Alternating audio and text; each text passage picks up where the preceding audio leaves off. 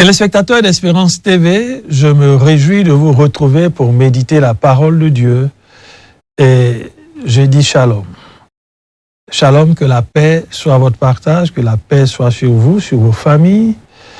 Et ce jour encore nous donne l'occasion de nous retrouver pour partager la parole de Dieu, pour scruter les Écritures, parce que c'est cette parole qui produit la vie en nous, c'est elle qui nous oriente et nous conduit. Et se retrouver autour de la parole de Dieu devrait être pour nous une joie, même un plaisir, parce que c'est là où nous recevons les instructions de Dieu, c'est là où nous recevons les orientations du Seigneur. Le texte que nous propose le lecteur de la Bible pour la méditation de ce samedi 16 mai 2026, c'est celui du psaume 116, versets 1 à 19. Psaume 116, versets 1 à 19. Nous allons donc prier pour que Dieu nous donne la compréhension de ce que nous allons méditer, parce que c'est lui qui en est l'auteur. Prions. Nous ne pouvons pas venir à toi pour t'écouter à travers ta parole sans nous référer à toi, l'auteur de cette parole. Nous avons besoin de toi, notre Dieu, que par l'action du Saint-Esprit, tu nous donnes la compréhension de ce que nous allons lire et méditer tout à l'heure. Merci de ce que chaque fois que nous t'avons prié de la sorte, tu as toujours répondu favorablement parce que cette prière est conforme à ta volonté. Tu veux que nous comprenions ta parole, que nous écoutions ta parole et que nous mettions ta parole en pratique. Merci donc de le faire pour chacun de nous, au nom de Jésus-Christ de Nazareth. Amen. Psaume 116, versets 1 à 19, c'est le texte que nous propose le lecteur de la Bible pour la méditation de ce samedi 16 mai 2026. Je voudrais rappeler à toutes fins utiles, nous sommes pratiquement à mi-parcours de l'année 2026. Il n'est pas encore tard de se procurer un lecteur de la Bible pour les cadets, nos enfants, pour les jeunes, donc RDV The Book, ou alors le lecteur adulte que je tiens entre mes mains. Il n'est pas tard de commencer à méditer la parole de Dieu avec cet instrument important et qui justifie notre présence sur cette chaîne de télévision.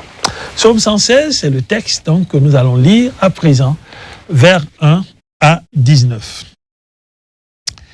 Oui, j'aime l'Éternel, car il m'entend lorsque je le supplie.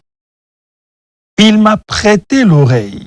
Je l'invoquerai donc tous les jours de ma vie. Les pièges de la mort m'avaient enveloppé. Les terreurs du séjour des morts m'avaient déjà saisi. Et j'étais accablé de tristesse et d'angoisse. Alors, j'ai appelé l'Éternel au secours. Je t'en prie, Éternel, viens me sauver la vie. L'Éternel nous fait grâce et notre Dieu est juste. Il est plein de bonté. L'Éternel garde ceux qui sont sans détour. C'est lui qui m'a sauvé quand j'étais misérable.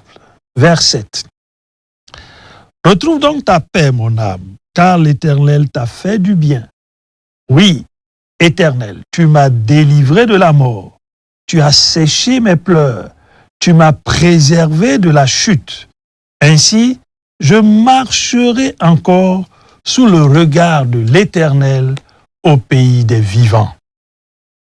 Oui, j'ai gardé confiance même quand je disais « je suis trop malheureux ». Dans mon accablement, j'en venais à me dire « tout homme est un menteur ». Que puis-je rendre à l'Éternel pour tous ses bienfaits envers moi. J'élèverai la coupe du salut et je m'adresserai à l'Éternel lui-même et devant tout son peuple, j'accomplirai les vœux que j'ai faits envers l'Éternel. Vers 15, elle est précieuse aux yeux de l'Éternel, la vie de ses fidèles. Ô Éternel, ne suis-je pas ton serviteur? Oh oui, ton serviteur, le fils de ta servante. Tu as brisé mes chaînes. Je t'offrirai pour marquer ma reconnaissance et je m'adresserai à toi, ô Éternel. Oui, je t'offrirai un sacrifice pour marquer ma reconnaissance et je m'adresserai à toi. Oui, devant tout son peuple, j'accomplirai les vœux que j'ai faits envers l'Éternel. Vers 19, dans les parvis de la maison de l'Éternel, au milieu de tes habitants, Yerushalayim, louez tous l'Éternel. Amen. Psaume 116, vers 1 à 19, c'est le texte de la méditation du samedi 16 mai 2026. Ce psaume est justement l'expression de ce que le psalmiste a vécu quand il était en proie à des difficultés, quand la mort était en train de l'ensevelir. Il a expérimenté la délivrance et à travers ce psaume, il exprime sa gratitude à l'Éternel, sa reconnaissance et sa gratitude à l'Éternel. C'est un exemple à suivre que de reconnaître les bienfaits de Dieu et de lui exprimer notre gratitude. Que dit le psalmiste dans ces 19 vers? Du vers 1 jusqu'au vers 9, le psalmiste nous révèle à travers l'expression de sa reconnaissance et de sa gratitude qui est Dieu. Et il traduit en même temps ce qui profondément l'a marqué dans l'action que Dieu a faite pour lui. Il commence par dire « J'aime l'Éternel car il m'entend lorsque je le supplie ». Le psalmiste nous montre que Dieu entend. Quand nous crions à lui, il nous entend. Notre Dieu entend les prières. Notre Dieu entend les supplications. D'ailleurs, le psalmiste va nous rappeler dans le psaume 65, le vers 3, il dit « Toi qui écoutes la prière, tous les hommes viendront à toi. » Chers téléspectateurs, chers frères, chères sœurs, rappelons-nous ou découvrons peut-être que notre Dieu, il entend. Il est celui qui parle, il est celui qui entend. Le psalmiste confesse, dans cette situation difficile et périlleuse, il m'a prêté l'oreille, je l'invoquerai donc tous les jours de ma vie. Oui, notre Dieu se dispose à nous écouter. Rappelons-nous ce que Ésaïe nous rappelle, nous dit au chapitre 59, au verset 1, « Non, les oreilles de Dieu ne sont pas trop dures pour nous entendre. Sa main n'est pas trop courte pour nous sauver. Ce sont nos crimes qui lui cachent la face. » Dieu est disposé à nous écouter. Dieu est disposé à nous écouter. Il n'y a pas de sacrifice à faire. Il n'y a pas d'exigence particulière. Ce que Dieu attend de nous, c'est que nous soyons honnêtes, sincères, et que nous lui parlions du fond de notre cœur. Aujourd'hui même, tu peux parler à Dieu. Il entend.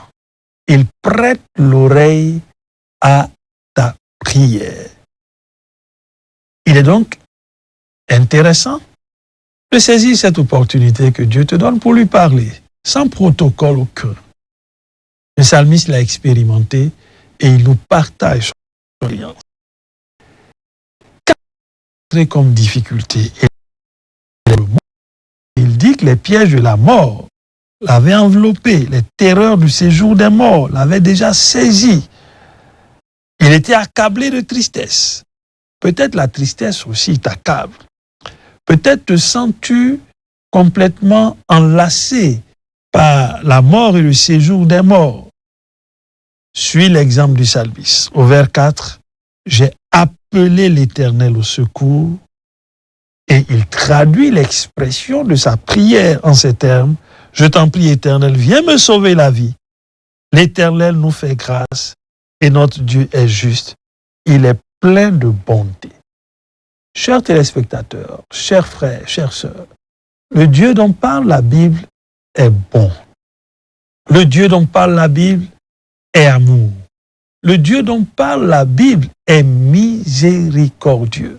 Dans quelle situation te trouves-tu? Suis l'exemple du psalmiste. Il a crié à l'Éternel. Et l'Éternel, dans sa bonté, lui a fait grâce.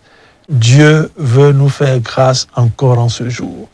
Quelle que soit la situation que tu traverses, quel que soit le poids qui pèse sur toi, peut-être est-ce la maladie, peut-être est-ce l'angoisse, peut-être est-ce la tristesse, peut-être même est-ce des situations de foyer difficiles que tu traverses. Dieu te dit en ce jour qu'il est disposé à t'écouter. Crie à lui, parle-lui, et il te fera grâce, parce qu'il est bon. Sa bonté dure à toujours. Sa bonté dure à toujours. L'Éternel garde ceux qui sont sans détour, et il est celui qui sauve le misérable. Si tu t'humilies, si tu es vrai, si tu es sincère, l'Éternel te sauvera. L'Éternel te gardera. Alors tu pourras dire comme le psalmiste à ton âme, retrouve ta paix, car l'Éternel t'a fait du bien. Oh, que notre Dieu est bon, chers frères, chères sœurs, chers téléspectateurs. Cette bonté, cet amour-là n'est pas mesurable. Et le psalmiste l'a expérimenté. Alors qu'il croyait que tout était fini pour lui, le cri à l'Éternel lui a donné de voir le secours de Dieu. Et c'est ce même psalmiste qui nous rappelle dans le psaume 18, alors que les liens de la mort l'enserraient, alors que les flots le submergeaient, il a crié à l'Éternel. L'Éternel a entendu sa voix. Et le psalmiste va nous dire, il m'a mis au large. Oui, ce Dieu-là est capable de te mettre au large. Et il te parle parce qu'il connaît ta situation. À partir du vers 10, alors que le psalmiste a expérimenté la délivrance de la mort, alors que ses larmes ont été séchées par l'action de Dieu, il prend l'engagement de marcher sous son regard et à partir du vers 10, sa confiance en Dieu, il l'exprime clairement. Dans mon accablement, je venais à me dire, tout homme est menteur. Que puis-je rendre à l'Éternel pour tous ses bienfaits envers moi? Question fondamentale. Chers frères, chères sœurs, t'es-tu déjà posé la question, qu'est-ce que je peux faire pour exprimer ma reconnaissance à l'Éternel pour tous ses bienfaits? Si tu es encore en vie, c'est la grâce de Dieu. Si tu as ce que tu as, c'est la grâce de Dieu. Si tu es ce que tu es, c'est la grâce de Dieu. Que puis-je, comme le psalmiste, rendre à l'Éternel pour tous ses bienfaits envers moi? Dieu attend de nous l'expression de notre reconnaissance, de notre gratitude, à travers des actes, à travers des actes, à travers une conduite qui traduit dans des actes notre reconnaissance à ce Dieu. Chers frères et chères sœurs, c'est le lieu de prendre le temps et de commencer à énumérer ce que tu peux faire, ce que je peux faire, ce que nous devons faire pour traduire notre gratitude, notre reconnaissance à Dieu. Le psalmiste l'a fait et il énumère un certain nombre d'éléments.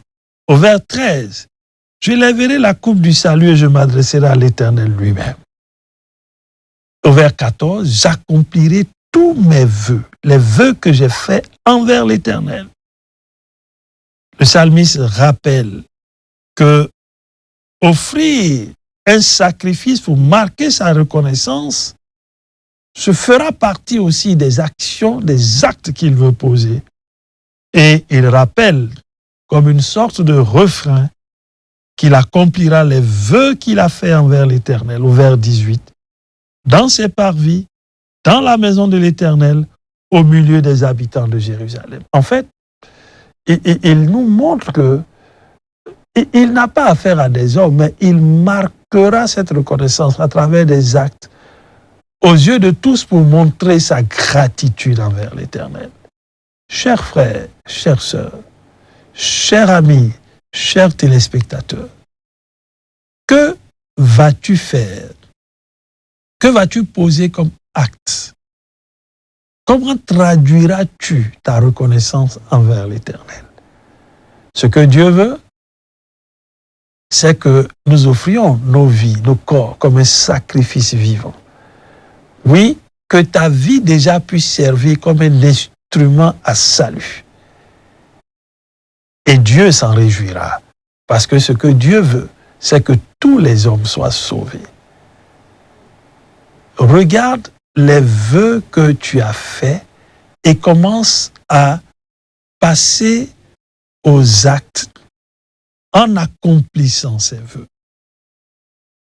Dieu ne te demande pas de prendre des engagements que tu ne peux honorer. Dieu regarde au cœur.